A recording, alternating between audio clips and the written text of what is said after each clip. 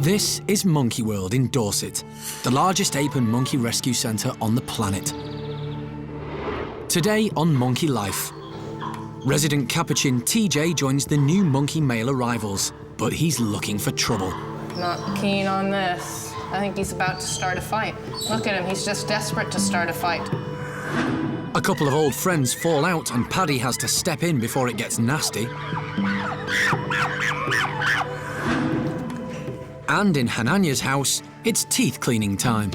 Obviously, their first reaction is to want to grab the toothbrush.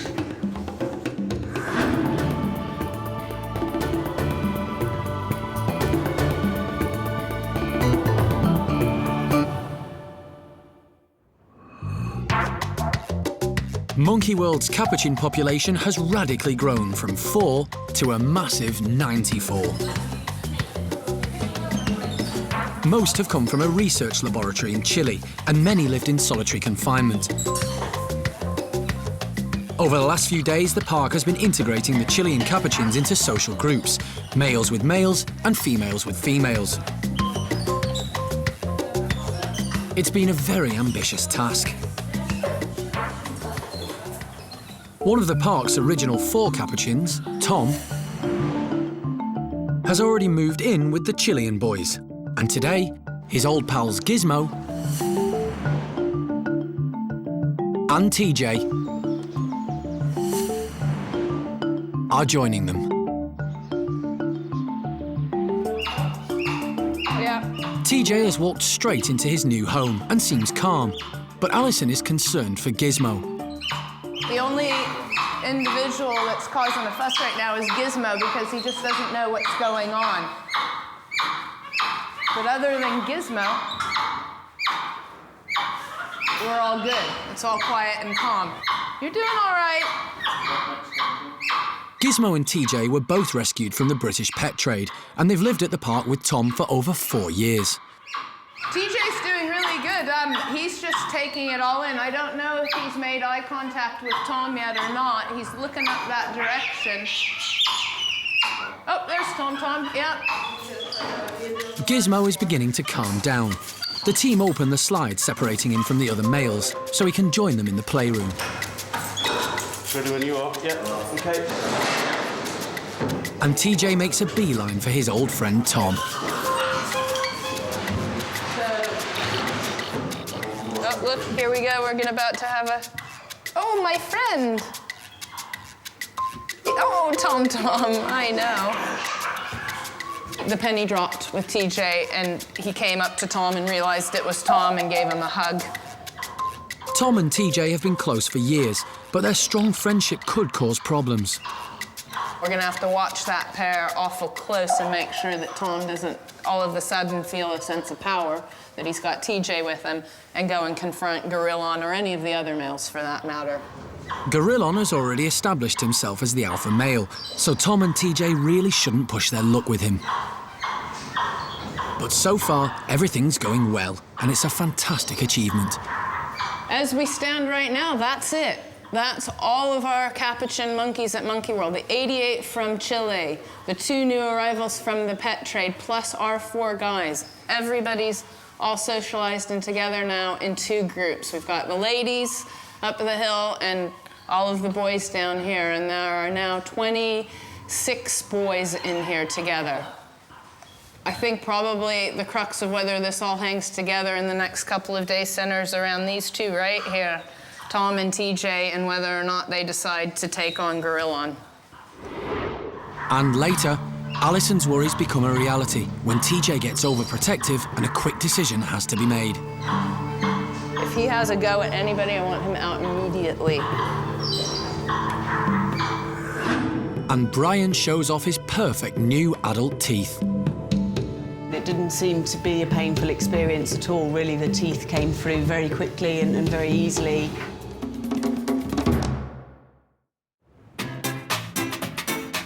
Over in the bachelor pad, newcomer Seamus is still getting used to his new group. So far, he's met 11 of the 14 boys. The bachelors can be a lively bunch, and Seamus has quickly learnt to stay well out of the way when things kick off. But it doesn't look like he's going to be allowed to hide away for long. This is Mojo. He's a sociable chimp who loves to play, and he's decided that the chimp he wants to play with is Seamus.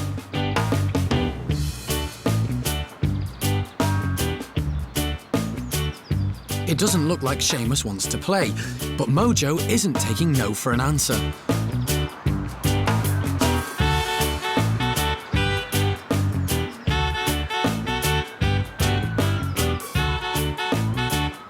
It was a different story when Seamus lived in his old group, the nursery. During his 7 years there, he became one of the park's most playful and naughtiest residents, and he could get quite rough with the youngsters. Seamus needed calming down, and life with the bachelors has certainly achieved this.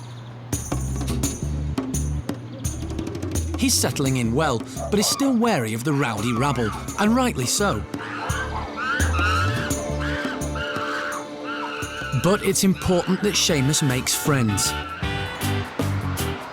And in the end, Mojo's persistence pays off.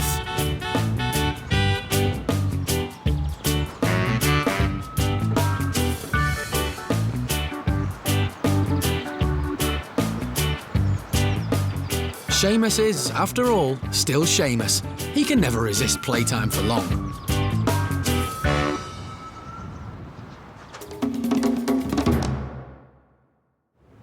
Over at the chimp nursery, Cara is checking up on 5-year-old Brian, and she's paying special attention to his new adult teeth.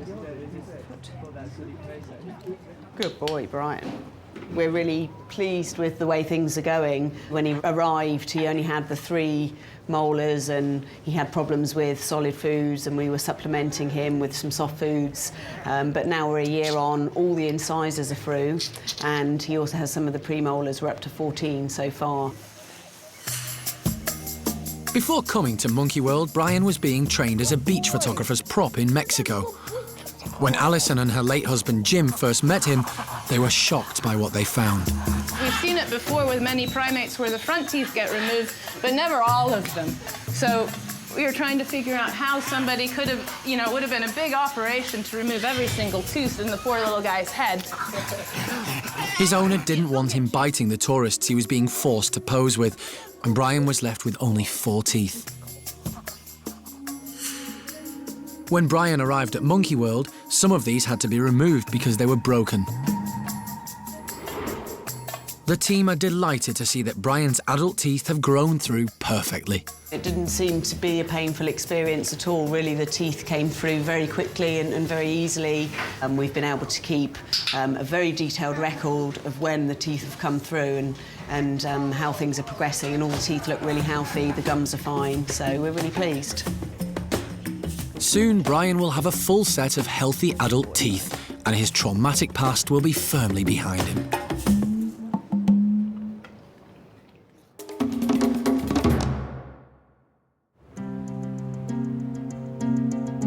Back with the Capuchin boys, Gizmo has settled down.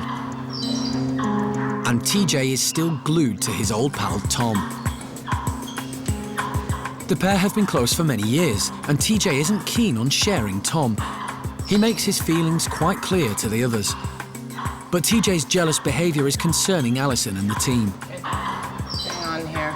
TJ's starting to become overprotective of Tom and is starting to lose the plot a bit. He's now linked up so tight with Tom, he's not letting anybody, any of the other individuals, even approach Tom. So if TJ continues this, we'll have to pull him out. He's threatening people right now. Fortunately, Tom's not joining in. The team predicted that when he joined a proper Capuchin group, his status would actually drop. And it has. He's now happy to let Gorillon be the alpha male. But TJ has other ideas. He thinks Tom should still be the boss. There's a definite tension in the air as he sizes up Gorillon from across the playroom. There's a big thing happening with Tom, TJ, and Gorillon now. And Gorillon, I think, realizes all of a sudden that Tom has backup because keeps walking in and going, Gorillon makes the first move and approaches TJ. But feeling confident with Tom by his side, TJ starts using threatening gestures. See, look. Nobody's allowed to get near Tom now. Not keen on this. No, he's going. I think we should have him out. I think he's about to start a fight. Look at him, he's just desperate to start a fight. It looks like this introduction could turn nasty, so Alison decides they're going to have to step in quickly. Okay, do you guys want to see if you can get either, whether it's bananas, Tom will come over for a banana, TJ will come with him. Unfortunately, having all 26 male Capuchins integrated has only lasted 10 minutes. TJ's been separated, and the team are going to have to decide on his future.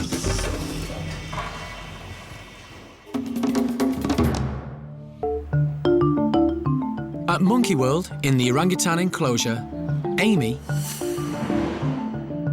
is keeping an eye on the youngsters who may soon have a new playmate. Amy is now several months pregnant, but there is concern, as she's proved in the past that she's not a natural mother. She's had 4 babies at the park, but only one survived, her son Gordon, and he had to be hand-reared because she rejected him at birth. But recently, Amy seems to have started to take an interest in playing mum and has been paying a lot of attention to Kai, the current baby of the group. So, over in the office, the primate care staff are discussing whether Amy might have finally got what it takes to raise a baby this time around. Do we still think that she's gonna be the same old, and abandon the baby? I don't know, she's very friendly with Kai, to the point where Xiao is actually getting quite annoyed with her, and they're almost arguing over it. I mean, obviously give her that chance. Really, really, really give her that chance. But, Okay, and then otherwise it'll fall down to primate care staff, and that we need to then sit down and discuss any nursery situations and have that prepared and ready for the date. Every effort is being made so that Amy will hopefully bond with her infant when it's born. In the orangutan bedrooms, keeper Penny has already started working with her to get her used to having her nipples touched, which is what will happen when the baby feeds.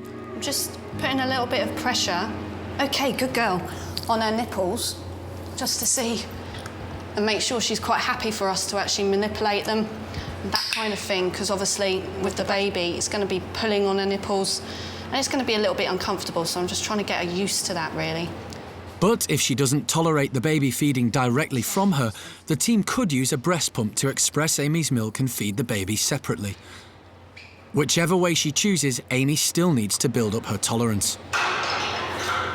People that have had babies know that your breasts do become quite sensitive, so this is another way of desensitising that, getting her used to people fiddling around, and of course the food reward is a great incentive, particularly with Amy because she's so food orientated. Good girl.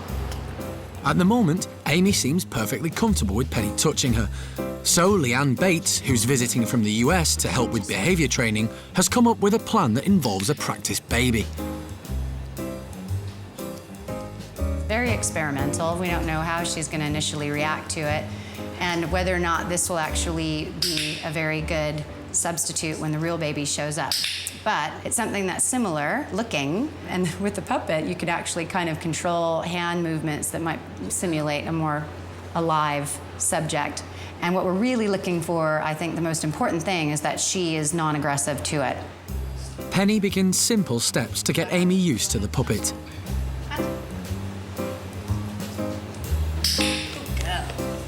And although Amy seems unfazed by the fluffy toy, her eyes are saying otherwise.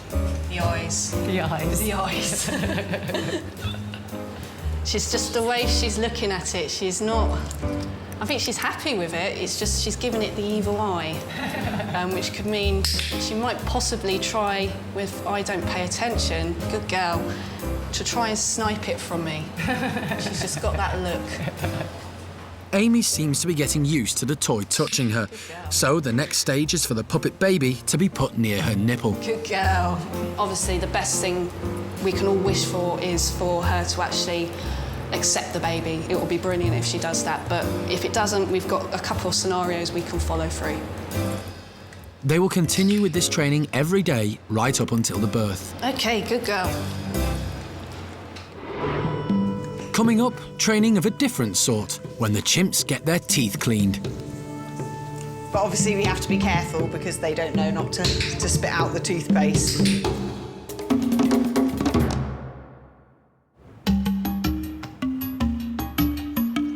Next door with the chimpanzees, the alpha male Paddy is trying his best to relax.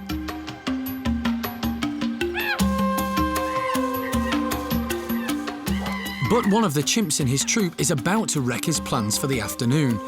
Gamba. Gamba is confident, ambitious, and always getting up to mischief. And today, he's clearly done something to annoy Buster. Just like humans, chimps can fall out over the smallest things, even old friends like Gamba and Buster. And Buster is determined to let everyone know about it. Even though Buster's 28 years old, he's not acting in a very grown-up fashion. He just keeps getting more and more upset.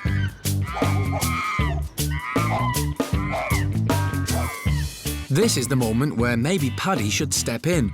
But no, he's determined not to let Gamba and Buster spoil his relaxation. Buster is desperate for someone, anyone, to come to his rescue, but it looks like nobody cares. And even when he gets reassurance from the boss, he still can't give up the argument.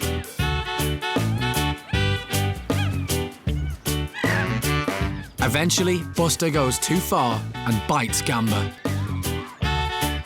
That's it. Paddy's afternoon is well and truly spoilt, and it's time to put the boys in their place.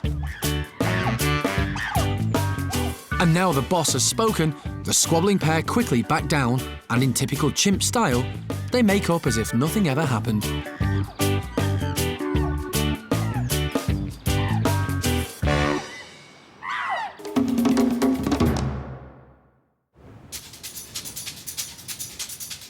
Across the park in Hananya's chimp group, peace and quiet is also the order of the day. A grooming session with the alpha male has started, and everyone seems keen to get involved.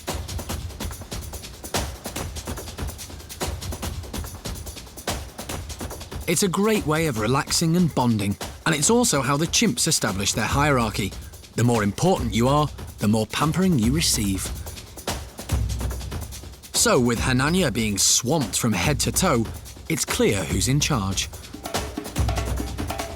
But while grooming is a very important part of chimpanzee social life, inside Hananya's house, Kara is busy dealing with the side effects. We have a culture in the whole of Hananya's group, really, that unfortunately when they groom each other, they actually have a habit of also removing some of the hairs. Simon's probably one of our most prolific groomers, and he tends to get some hairs stuck in his teeth. And so we sought advice from the dentist, and he said that we could gently try and remove the hairs with a toothbrush periodically. You can see it's quite a controlled action. It's just removing the hairs that have become trapped in the gums. It's important that the hairs are removed because they can cause the gums to become irritated and infected. In the past, the chimps have had to be sedated so the dentist could remove the trapped hairs. But it's a big procedure, and anaesthetics can be dangerous. So for the keepers and chimps alike, teeth cleaning training has proved very popular. There's definitely a trick, and the dentist said to use quite a hard toothbrush and a very controlled, gentle action, because obviously we don't want to cause any irritation. We use a tiny amount of toothpaste just because we found actually the frothiness stops it from being so uncomfortable. But obviously we have to be careful because they don't know not to spit out the toothpaste. They seem to like the mint and orange juice mix. Simon gets an orange juice drink as a reward for being cooperative, but it wasn't easy getting him used to the toothbrush. It was actually quite a slow process. Obviously, their first reaction is to want to grab the toothbrush, which happened quite a few times in the early days. But now he's really, really good. He's quite used to it. He definitely enjoys the sessions. And you can work away for 20 minutes on Simon's teeth and he'll cooperate. When he's had enough, he just wanders off and we'll go back to it another day. So, whilst Simon is happily allowing Cara to give his teeth a really good clean, Hananya is outside enjoying his alpha male privileges. But if too much grooming carries on, the next visitors for Cara's oral hygiene surgery could be lining up.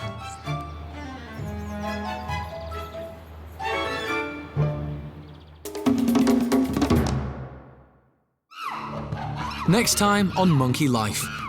Alpha male Hananya is becoming violent. The team make a big decision for the safety of his group. We're going to actually remove the very tips of Hananya's canine teeth. The ones that not just cut the skin, but cut deep and down through muscles. Chimp Simon and Evelyn have a swing-off, but who will win? And the park has seen 6 woolly monkey births, but is getting ready for the next. Paquita is pregnant. We are able to touch her stomach and check her over, and it's not just puppy fat and too many bananas. She is pregnant.